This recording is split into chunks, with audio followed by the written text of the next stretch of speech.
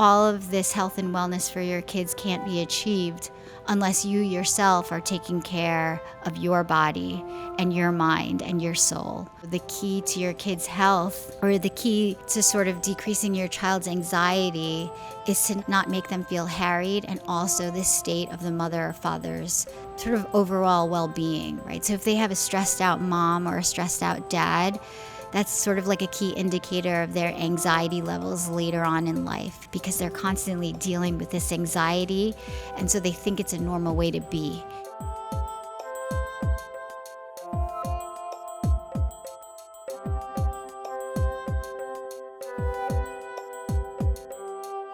Hi, I'm Kathy Sacoulas, and welcome to another episode of the Black Belt Parenting Podcast. Today, we're bringing you an episode about one of my favorite topics, which is health and wellness.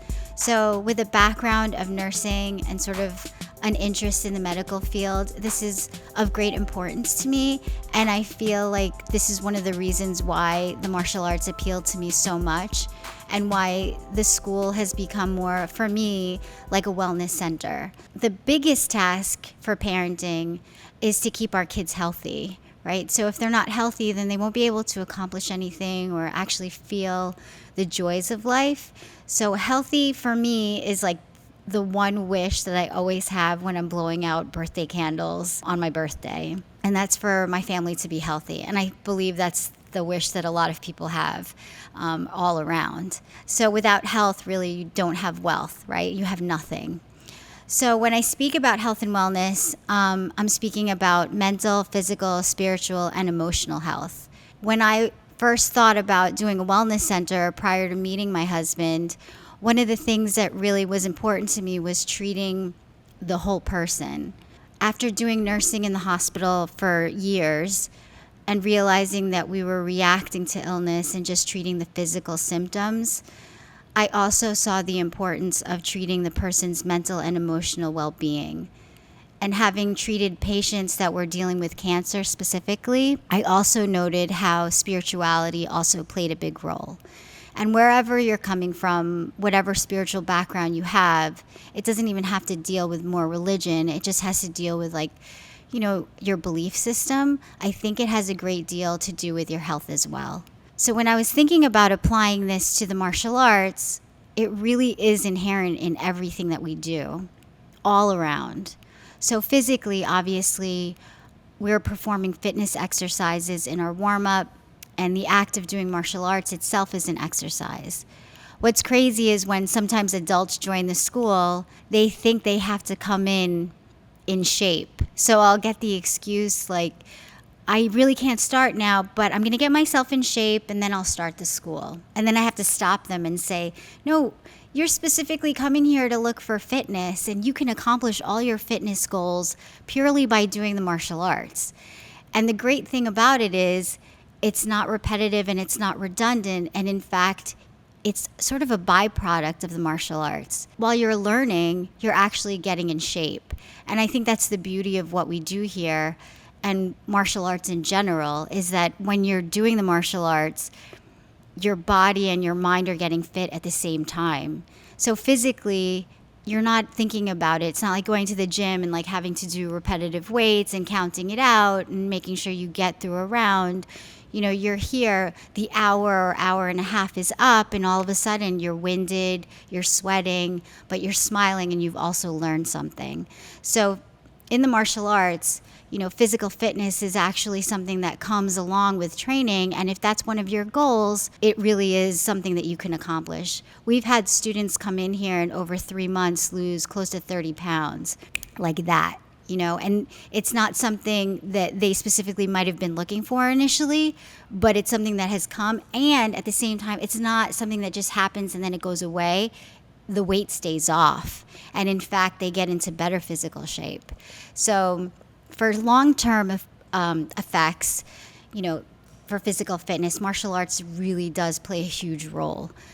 Mentally, as you go through the different stages of martial arts, again, you're going to get that discipline in your training, and with that discipline comes mental strength, right? So we do that with specific things in the school.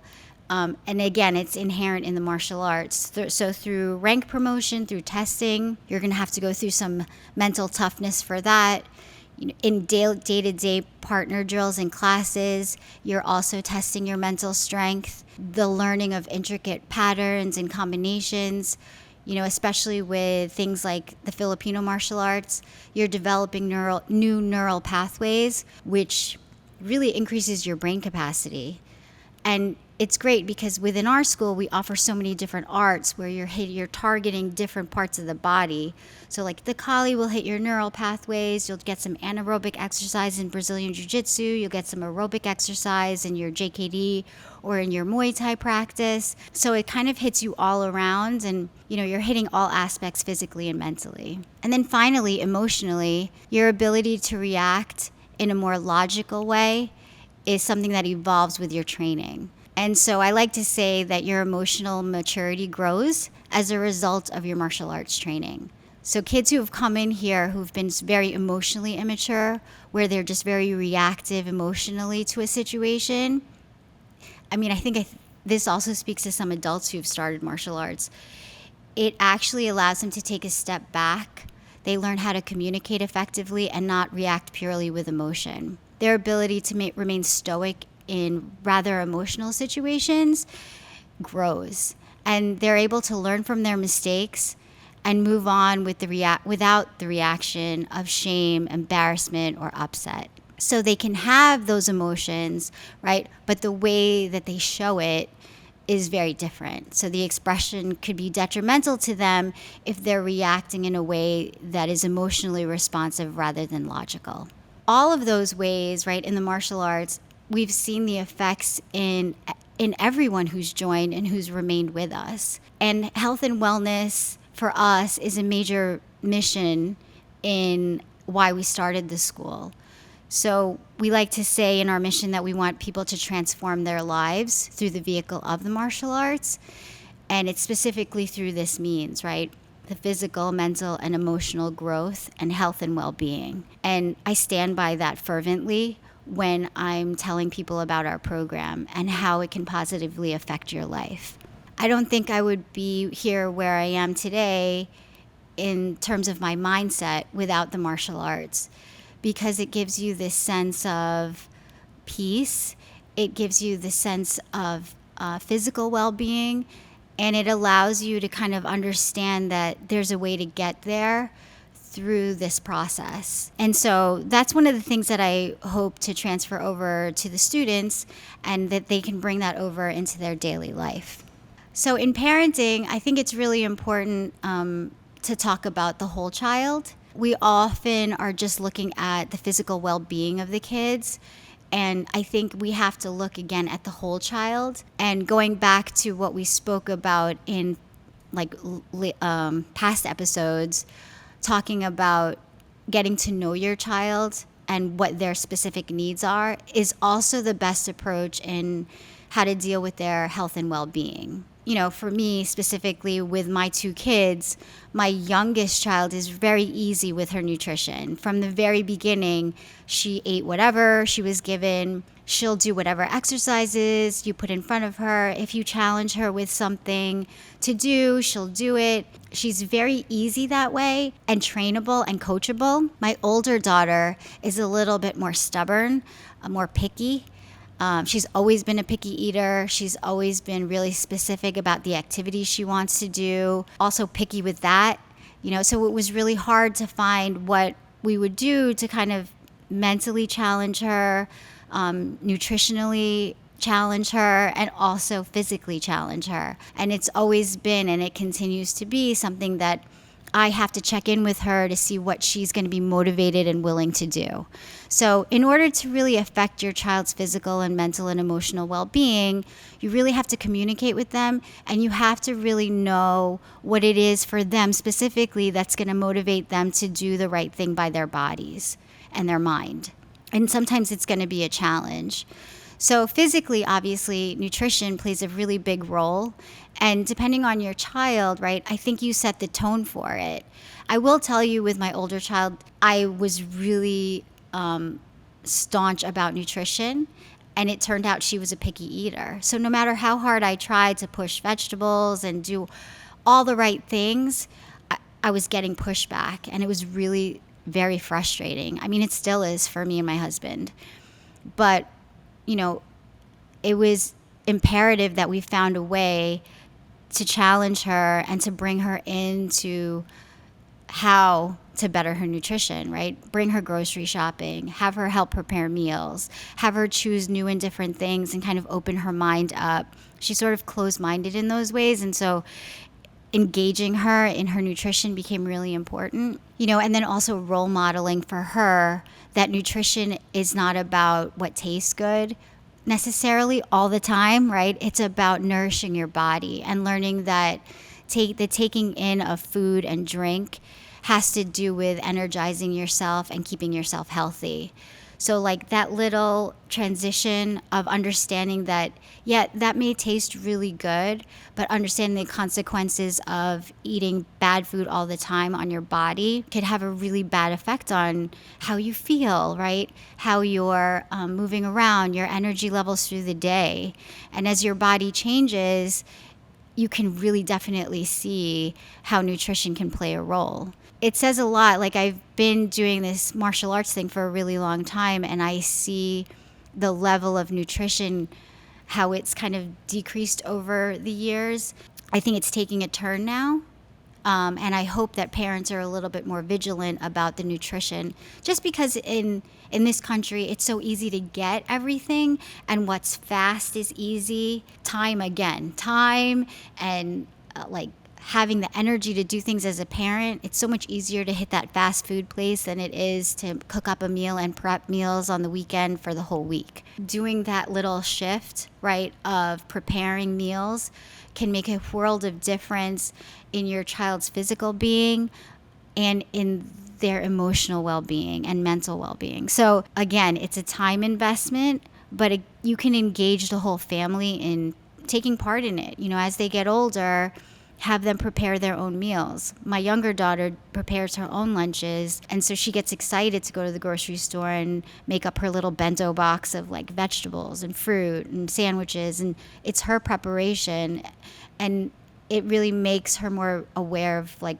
what she's putting in her body. So nutrition is huge, and I didn't value it as a kid. I just ate, what I was given. Fortunately for me, my mother was very traditional in the way that she prepared meals, and so we always had vegetables, and we always had really well-balanced meal. As I'm busy, I'm working, and I'm taking care of the house, it gets really hard to kind of get to that place, and I've only established that later on in my parenthood because I've noticed the difference that nutrition can make in the whole family. And along those same lines, having meals that are specifically targeted throughout the day, that are regular and that are set, again, here comes the discipline, becomes very important. Are you guys sitting down and having a meal together and really sitting down and taking the time to enjoy that meal, or are you rushing through meals, right? Are you yourself doing that? Those things are really important, passing down good nutritional habits of how you eat through the day, when you eat, how often you're eating, nourishing your body with water, hydration, all those things, like that requires a schedule. And I feel like a lot of people don't do that. And one of the things I try and do with the leadership kids here is try and get them on a routine with their nutrition, to have them understand that you're not just planning your day academically, you should actually plan your day with your meals as well. Rest, meals, all of that should be planned. The second thing physically, again, is exercise. And one of the things I want to really emphasize is the notion of play. Within our school, a lot of our classes end with games. But within those games, those kids are moving and shaking. And I love to see them sweating and smiling. Because in play, naturally, you're growing and you're also getting fit. But it doesn't feel like it. It's similar to what I was talking about before with the martial arts. Like, you're taking class, but you don't really feel it. Play is the same thing for a child. And so it makes me sad sometimes to pass by playgrounds and they're empty, because I think those playgrounds should be full. Parks should be full. And the kids should be venturing out and exploring and being outside. And I talked about it in the last episode where parents are so inundated with like bad information and bad things, and they're so afraid to have the kids go out because they're afraid they're going to get hurt or something bad is going to happen to them. But their kids are losing the opportunity to play and explore and really develop physically on the playground. A lot of kids come into the school at age 3 here, and sometimes it's their first time doing anything like jumping or balancing or running. I feel like I'm seeing it more and more where this is their first experience with that, and the fear that they have is so great. And I'm hoping that parents move away from that and that they're bringing their kids out more to play, ride bikes, skateboard. There's so much fun stuff to do outside, and it really helps them develop physically but also mentally, right? And so exercise in the form of play is really a great way to do things, and I hope more people do that. I think that the opportunities are so great to go outside and play and be in nature, even when it's cold outside. Go out in the snow and go sledding or go skiing. All those things are really fun ways to exercise and to get the kids off their devices and playing. And then there's always sleep and rest. We're so inundating our kids with activities sometimes that we don't allow them to rest their brains, rest their minds, rest their bodies. And so it could be them just lounging around the house and just chilling out, or, getting enough sleep. There's a lot of times kids come in here and on a Saturday morning and they're so exhausted from the week, and I can see it in their faces and in their bodies. I'll often ask them, like, did you get enough sleep? And they're always like, no way. Either they've been on their device all night, they're playing video games, or they're exhausted from all the activities that they're doing. So planned rest and sleep time is important to put into their schedule too. Giving them the opportunity to be bored, right, and not have anything to do is so valuable, so that they can figure things out and so that they can get some rest with their mind, so it's not constantly racing. They're so attacked by information and technology, so sometimes it's good to just slow down and not have anything to do. And then finally, physically, hygiene is so important. Them taking care of themselves, just keeping clean, learning how to self-care, I think keeps them really healthy. It helps them with their self-esteem. I mean, we talked about this when it came to respect, right? Learning how to respect themselves, developing confidence, and hygiene plays a huge role in that. And the more independence they can have with their own hygiene, the better, right? Because then their environment will be clean, they'll be clean, and they'll know that when they go out in different places that they have to keep good hygiene so that they don't get sick. But that whole interplay of play, which is exercise, resting and sleeping, hygiene and nutrition, physically makes a world of difference. And it's not just their physical well-being, it can hit them in all aspects emotionally. So with my teenager especially, I notice if she doesn't get enough sleep, if her diet is off, boy, do I feel it, because she's so moody. And so sometimes I have to sit down and be like, okay, we got to work on the schedule right now. Maybe you get to bed a little bit earlier, and we got to work on how you're eating throughout the day and what you're eating. Let's take a look at the snacks that you're taking in. So, reevaluating all of that as the kids' bodies are changing really plays a huge role too. The second way that we can kind of help them mentally, right? Of course, we do this all the time with school, challenging them with extracurricular activities, having them read. All of those things, challenging them mentally, really helps develop their brain health. For me, as I'm getting older, I really think this is important too, making those new neural pathways and challenging myself mentally, doing crossword puzzles and stuff like that, or reading. I don't think that's just isolated to people who are older. I think kids need it too. Some kids play chess, really challenges them, but really moving away from just school and academics, but making them do other things that will challenge their brain, even through play.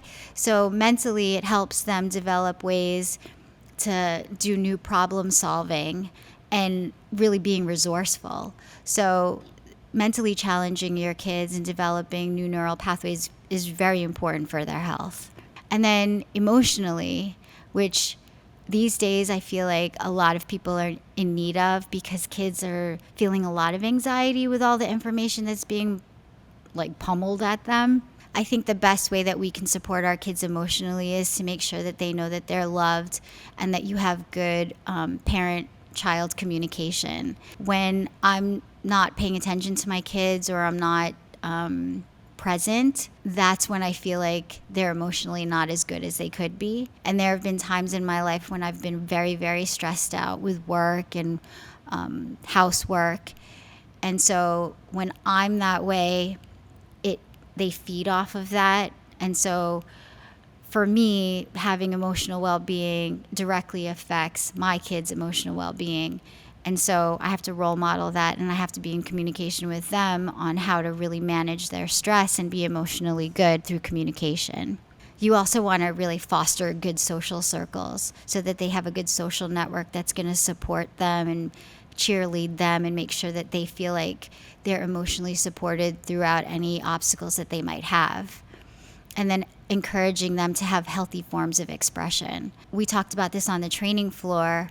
Like, you can either become emotionally reactive or you can learn ways to healthily express your emotions. We often have words at the end of class where we describe different ways to powerfully react to something in a positive way. So we'll do like a mat chat with the kids and talk about what's a healthy way to express your anger or what's a healthy way to express sadness. And all of those things need to be expressed and not held within. So finding ways to deal with disappointment and frustration and anger in a way that you're not hurting yourself or anybody else is really important to communicate to your kids.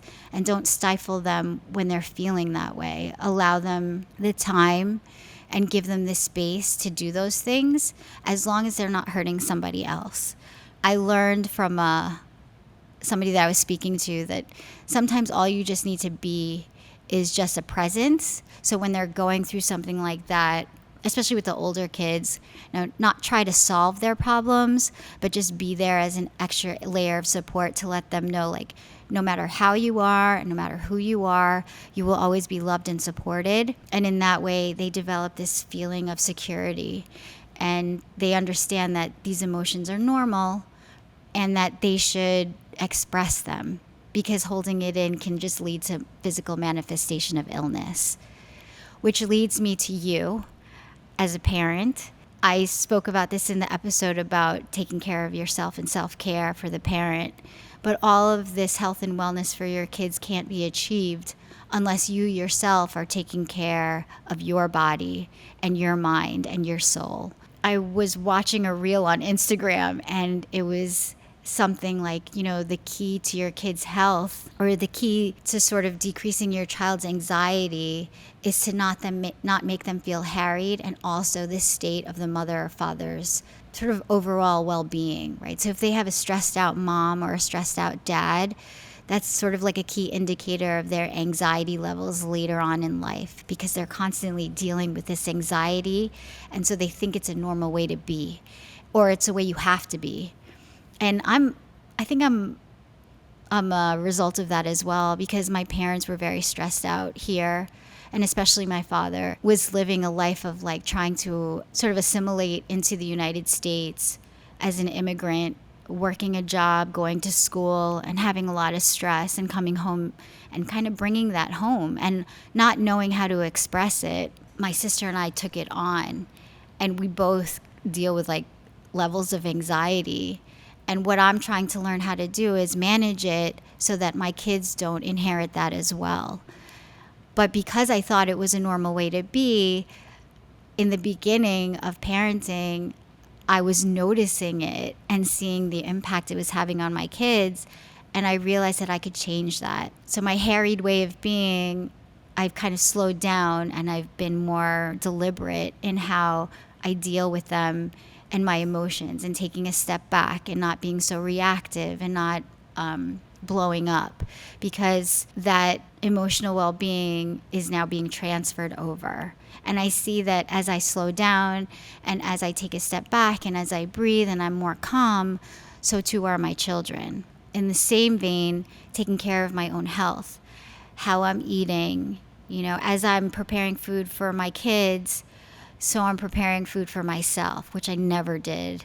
When in my youth, I would just be like, okay, what can I get now? Or I'm hungry, I better get something. So it was very reactive when I was like in my 20s and 30s. And then now it's like I'm cooking at 8 o'clock in the morning to prepare a meal for like the whole day. Or on the weekends, I'm thinking about what's the meal plan going to be for the week. And I never thought I would be that kind of person, but I realized the importance of that when it comes to my own health and my state of mind and my mood throughout the day. I'm a better person because I'm establishing routines for myself when it comes to sleeping and eating and caring for my body and exercise. So as I've learned to do that for myself, the natural progression of that is that it's being transferred over to my kids. It's so easy for me to like plan for them, and then I forgot about myself. But now I've been able to kind of incorporate the whole family into the planning, and the day just goes a lot more smoothly. The weeks go smoothly. And in the end, as I'm going into my older years or the second half of my life, I think this deliberate planning is going to have a positive effect on my own health, which in turn is going to take a positive turn on my kids. I finally just wanted to talk about, your kids' health and your intuition when it comes to it. As a nurse, I think you also have to be an advocate for your kids when it comes to going to the doctors or their health and well-being. So a lot of people are very passive when they go to the doctor and they just take what the doctor's saying and, that's law.